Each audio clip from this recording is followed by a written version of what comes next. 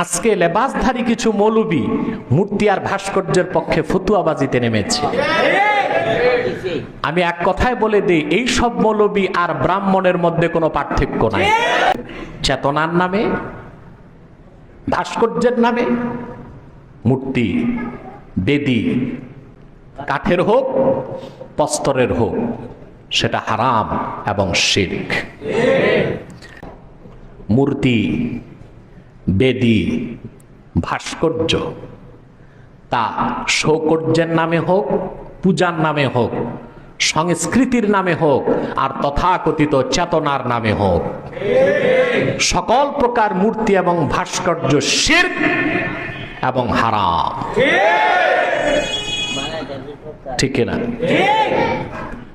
আজ দুঃখজনক সত্য, সেটাও আমাদের সমাজে রাষ্ট্রীয়ভাবে চালু হতে যাচ্ছে। তারা বোঝা যাচ্ছে কোরআন সুন্নাহর সংজ্ঞায় আমরা শুধু একটি আমাদের রাষ্ট্রকে শুধু ব্যর্থ রাষ্ট্র বানাচ্ছি না, একটি শয়তানি রাষ্ট্রে পরিণত করার চেষ্টা করছি। বাংলাদেশের মুসলমানের ইতিহাস 1000 বছর আগের পুরনো ইতিহাস। ইখতিয়ারউদ্দিন মোহাম্মদ বখতিয়ার খলজির নেতৃত্বে ইসলামের পতাকা বাংলায় প্রবেশ করেছে আজ থেকে 1000 বছর আগে। এই বাংলার মানুষের পূর্বপুরুষরা এদেশের স্বাধীনতা রক্ষায় এদেশের মুসলমানরা রক্ত দিয়েছে। মুসলমানগণ রক্ত দিয়েছে 1947-এ, রক্ত দিয়েছে 52 সালে, রক্ত দিয়েছে 71 সালে, রক্ত দিয়েছে 5ই মে শাপলা চত্বরে। সে লাখো মুসলমানের রক্তের বিনিময়ে অর্জিত বাংলাদেশের স্বাধীনতার মূল চেতনা ইসলাম ও মুসলমান। এর বাইরে স্বাধীনতার কোনো চেতনা হতে পারে না। অতএব চেতনার নামে, ভাস্কর্যের নামে মূর্তি, বেদী, কাঠের হোক প্রস্তরের হোক, সেটা হারাম এবং শিরক। আল্লাহ তাআলা এখানে মুমিনদের ব্যাপারে 10টা গুণাবলী আলোচনা করেছেন সূরা মুমিনুনে। শুরুতে কতটা গুণাবলী? সে তো ব্যাপক বিস্তৃত আলোচনার দাবি রাখে। আমরা খুব সংক্ষেপে কিছু কথা প্রথম 3 আয়াত থেকে শুনব। সফলতার মূল চাবিকাঠি, মূল হচ্ছে ঈমান। ঈমান লাভ করতে পারা, এটা আল্লাহর পক্ষ থেকে বান্দার প্রতি সবচেয়ে বড় দয়া। আল্লাহ তাআলা যাকে ইচ্ছা তাকে হেদায়েত করে ঈমানদার বানিয়ে দেন। কোরআন কারীম আল্লাহ তাআলা বলেছেন, ইন্নাকা লা তাহদি মান আহবাবতা ওয়ালাকিন্নাল্লাহা ইয়াহদি মান ইয়াশা। হাবিব সাল্লাল্লাহু আলাইহি ওয়াসাল্লাম, আপনি যাকে চান তাকে হেদায়েত করতে, যাকে চান পছন্দ করেন হেদায়েত পাক, সে যে হেদায়েত পাবে বিষয়টি এমন নয়, বরং আল্লাহ যাকে চান তাকে হেদায়েত দান করেন।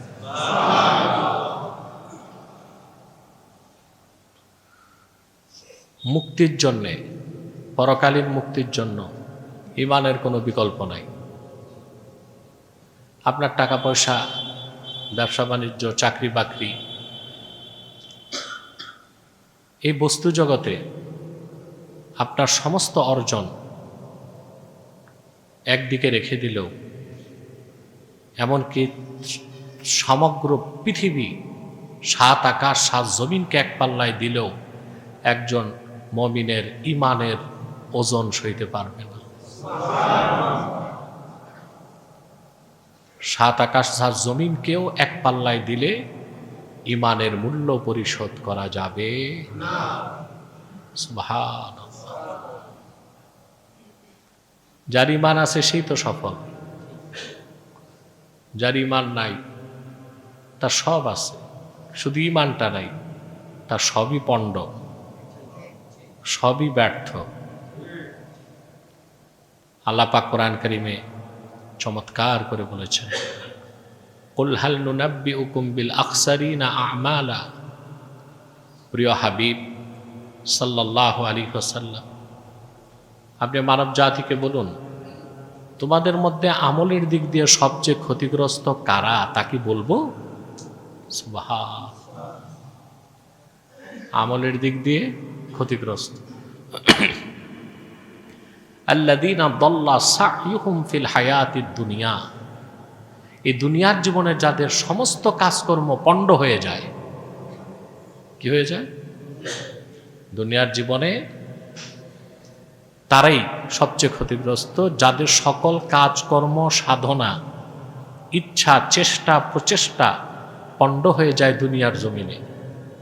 ওয়াহুম ইয়াহসাবুনা আন্নাহুম ইউহসিনুনা সুনআ, কিন্তু তারা ধারণা করে তাদের কাজগুলো খুবই সুন্দর এবং মহৎ, অথচ তাদের সমস্ত তাদের দৃষ্টিতে ভালো কাজ মহৎ কাজ সব দুনিয়ার জীবনেই পণ্ড হয়ে যায়।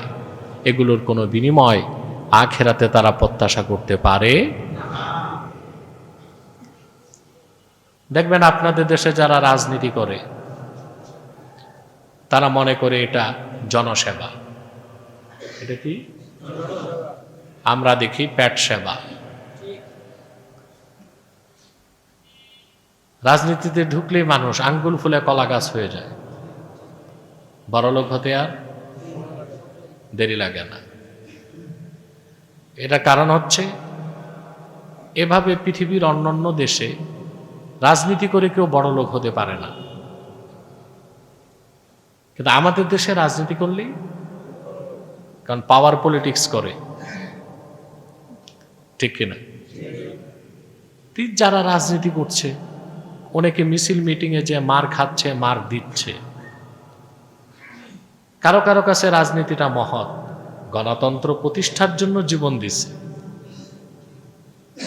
কথা বলেন।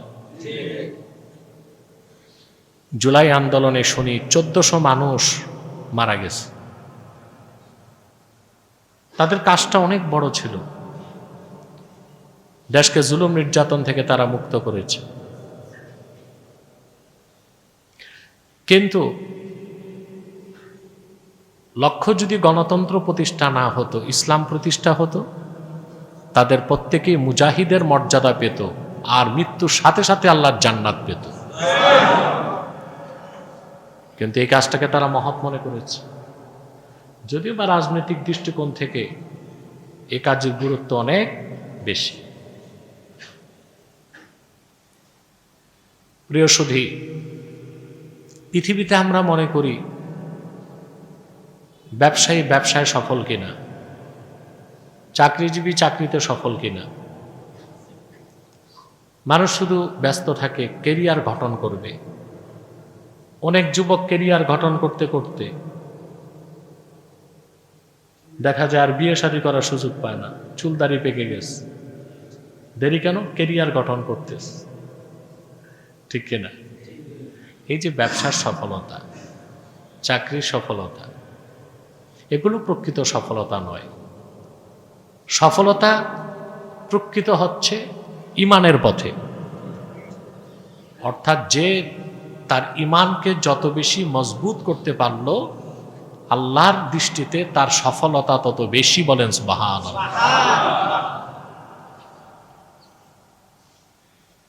ইমানের মূল্যটা আমরা বুঝি না, এই জন্য আমরা সহজে ইমান বিক্রি করতে পারি। কারণ আমরা তো মুসলমান হয়েছি বংশ পরম্পরায়, ঠিক কিনা? ইমানের মূল্য কি, মর্যাদা কি, তা বুঝতেন সাহাবায়ে কেরাম। সুবহানাল্লাহ। রাসূল করিম সাল্লাল্লাহু আলাইহি ওয়াসাল্লামের মহান সাহাবীগণ এই ইমান গ্রহণ করতে যে বাপ মা আত্মীয় স্বজন বাড়ি ঘর সব কিছু ত্যাগ করেছে ইমান রক্ষায়, ইমান রক্ষায় জীবনটাকে উৎসর্গ করে দিয়েছেন। হযরত বেলাল হাবশী রাদিয়াল্লাহু তাআলা জলিলুল কদর সাহাবী, ওনার মনিব ছিল উমাইয়া। কি নাম? উমাইয়া ইবনু খালাফ। হযরত বেলাল ঈমান আনার পর থেকেই উমাইয়া তার উপর নির্যাতন করল, অবর্ণনীয় নির্যাতন। পৃথিবীতে কোনো জীবিত মানুষের উপর এত নির্যাতন হয় নাই হযরত বেলালের উপর যে নির্যাতন হয়েছে। তার গলায় রশি পেঁচিয়ে পাহাড় থেকে টেনে হিচড়ে মরুভূমিতে নামানো হয়েছে। বাবলা গাছের কাঁটা ঢুকে গোশত হাড্ডি ছিন্ন হয়ে গেছে। উত্তপ্ত মরুভূমিতে তপ্ত বালুর উপর বিবস্ত্র দেহে তাকে শোয়ানো হয়েছে। বুকের মধ্যে বড় পাথর রেখে দেওয়া হয়েছে। নির্মম নির্যাতনে তিনি বেহুশ হয়ে যান। হুশ ফিরলেই শাহাদত আঙ্গুলি আকাশমুখী করে বলেন, আহাদ। সহজ কথা। নিপীড়নে নির্যাতনে উমাইয়াকে তিনি এক পর্যায়ে বললেন,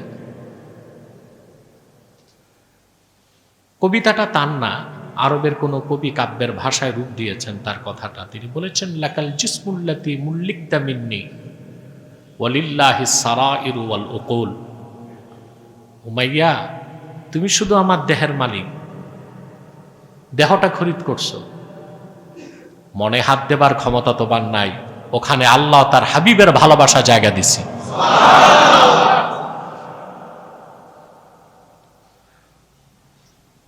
হযরত বেলালকে আজাদ করলেন আবু বকর সিদ্দিক রাদিয়াল্লাহু তাআলা, সিদ্দিক আকবর। যত শর্ত দিছে উমাইয়া সব তিনি পালন করছেন, প্রচুর স্বর্ণ দিছেন। তো উমাইয়া হযরত আবু বকরকে বললেন, আবু বকর, আমি মনে করি তুমি নির্বোধ মানুষ। নাউজুবিল্লাহ। বলে কেন?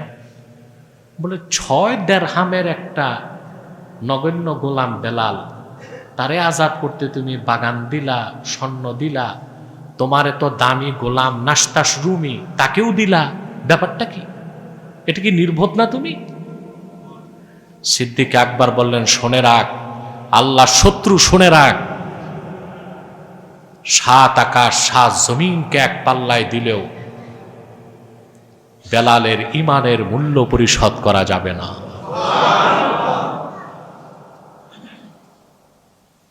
ইমানটা কি তো বুঝলাম না। আপনাদের কুমিল্লার এক এমপি, আমি মনে করি তার মাথায় ভাইরাস ঢুকছে কুমিল্লাতে। সে জুলাই সম্মেলনে গেছে। 5ই আগস্ট জুলাই অভ্যুত্থান দিবস পালন করছেন না আপনারা? হ্যাঁ, মানে যারা করার করছে। তো এই অভ্যুত্থানে দিবস পালন করতে যে আবার রক্তারক্তিও হয়েছে, কাটাকাটি মারামারি হয়েছে,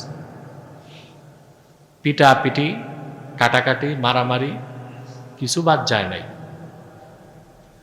আচরণ থেকে বোঝা যায় যে জুলাই অভ্যুত্থান যেরকম সফলতার মানদণ্ডে উত্তীর্ণ, সাথে ব্যর্থতার বোঝাও আছে।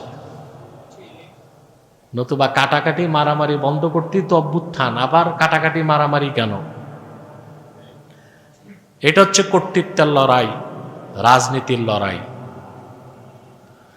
ইমানের মূল্যটাই বুঝলাম না। কারণ মুসলমান হয়েছে বংশ পরম্পরায়, এই জন্য ইমানের মূল্যটা এই জাতি বুঝল না। ইমান ও ইসলামের চেয়ে দামি, মূল্যবান আর কিছু হতে পারে না। আপনার তামাম দুনিয়া একদিক রেখে দিল, তামাম 7 আকাশ 7 জমিনকে এক পাল্লায় দিল, একজন আদনা ইমানদারের ইমানের মূল্য পরিশোধ করা যাবে না। মুসা আলাইহিস সালাম আল্লাহকে একদিন বললেন, মাবুদ, আমারে কোন কালাম শিক্ষা দাও। যা পড়ার দ্বারা আমি তোমার নৈকট্য লাভ করব। আল্লাহ বললেন, কুল লা ইলাহা ইল্লাল্লাহ, তুমি বলো লা ইলাহা ইল্লাল্লাহ। মুসা নবী বলেন, আল্লাহ এটা তো জানি আমি, এটা তো প্রচার করতেছি। আল্লাহ বললেন, 7 আকাশ 7 জমিনকে যদি এক পাল্লায় দেওয়া হয়, লা ইলাহা ইল্লাল্লাহ এক পাল্লায় দেওয়া হয়, এটার ওজন বেশি হয়ে যাবে। কোথায় ইমানের মূল কথা কালেমা, ইসলামের মূল কথা কালেমা, কালেমাতুত তাইয়্যিবা, আর কোথায় এই জুলাই আন্দোলন? চিন্তা করেন।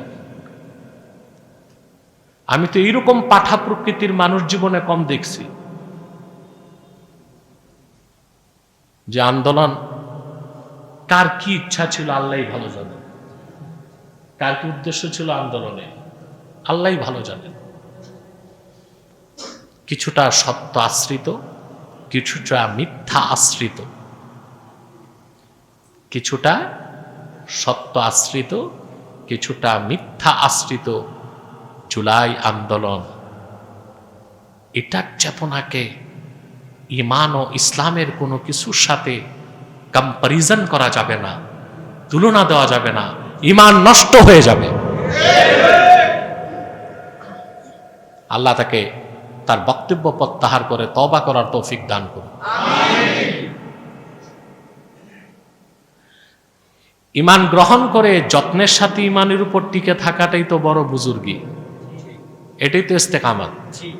এটাই কি? আপনার শেষ পরিণতি ঈমানের সাথে হলো কিনা সেটাই ধরতেন, ঠিক কিনা? যার শেষ নিঃশ্বাস ঈমানের উপর, সে জান্নাতে যাবে।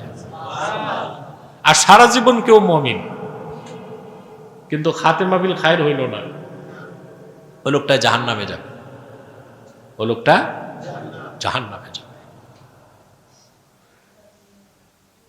দুঃখ লাগে আমাদের, দেশ স্বাধীনের পর 50 বছর মুক্তিযুদ্ধের চেতনা নিয়ে অনেকে ব্যবসা করছে, আর এখন অনেকে জুলাইয়ের চেতনা নিয়ে ব্যবসা করতেছে। শুধু চেতনা, এত চেতনা। তোমাদের এত চেতনা থাকলে এত হারবাল ঔষধ বিক্রি হয় কেমন করে?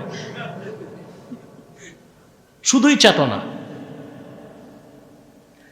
এইসব রাজনৈতিক স্ট্যান্ডবাজি, ভণ্ডামি থেকে আমরা যতদিন মুক্ত না হব, ততদিন পর্যন্ত আমাদের রাজনৈতিক, অর্থনৈতিক, সামাজিক মুক্তির কোনো সম্ভাবনা নেই।